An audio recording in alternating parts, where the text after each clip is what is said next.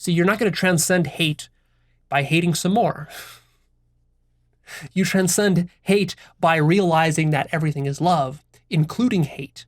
Once your love extends even to hate, then you have transcended hate.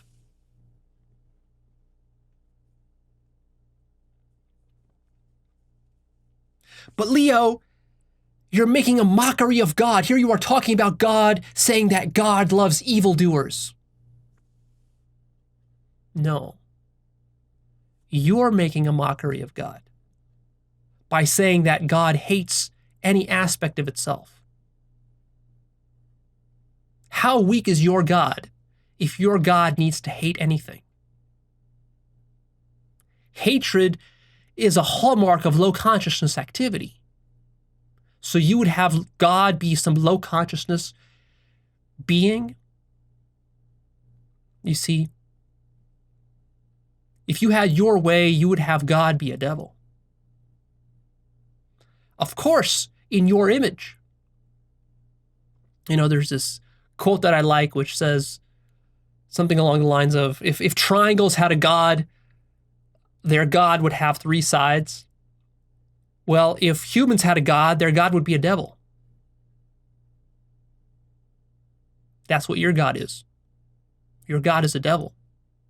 If your God hates, your God is a devil, not real God. Real God doesn't hate.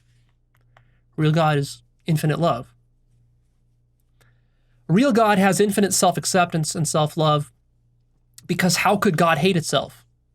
To hate itself, God would need to be unconscious to certain aspects of itself. It would need to deny aspects of itself. It would need to deny aspects that it created, because it created everything. If it created everything, how could it hate its creation? It's almost like you're asking God to hate its own children.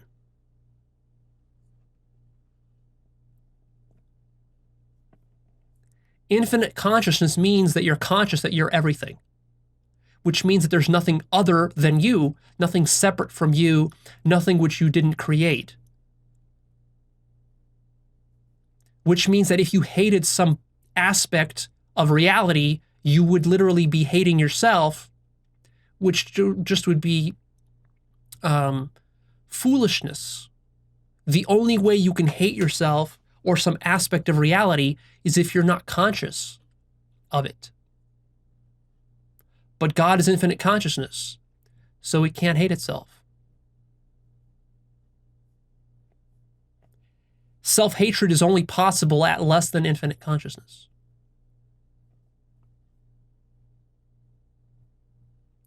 Here's a universal law number 4 for you.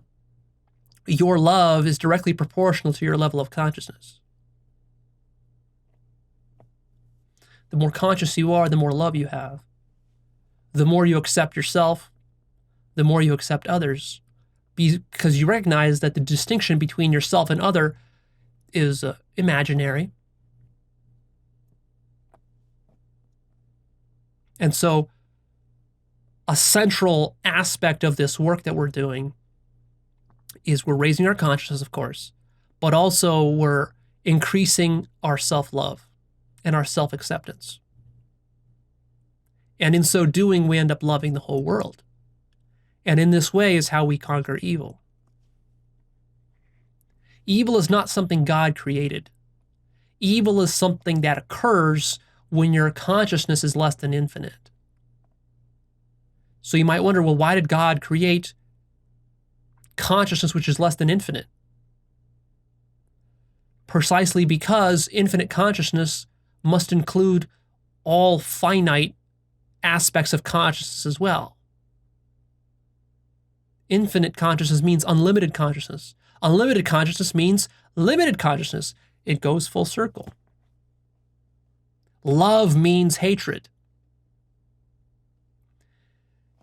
The hatred you find in the world is not a counterexample to God's love.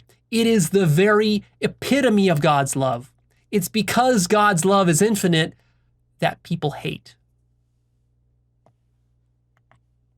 You get that?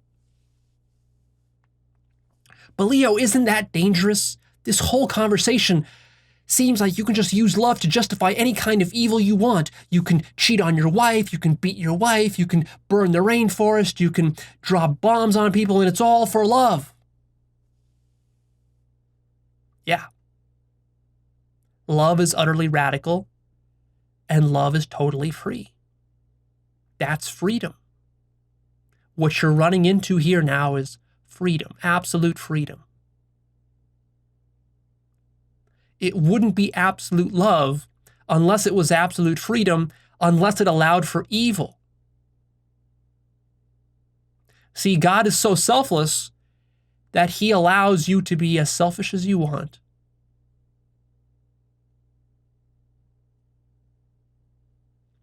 Love is so inclusive that it includes evil.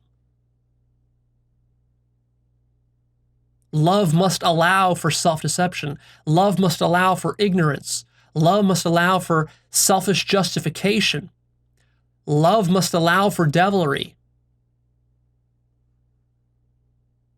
The devil exists precisely because of the magnitude of God's love. That's the paradox. Of course, it must be this way because of the self-reference problem and because of the nature of oneness and non-duality. The nature of infinity. These sorts of paradoxes are the direct result of everything being one. This is what God is. See? It's not a problem for God, but it is a problem for you as a human. So how do you escape this problem? By realizing that you're not really a human, but that you're God. When you realize that you are God, then you escape this whole problem. Because you start to accept everything that you are without judgment, including the devilry, the ignorance, the self-deception, the selfishness, the justifications, all the games that people play. Now you might wonder, but Leo, what is the use of love when it accepts everything? This isn't practical. That's right. Truth goes beyond practicality.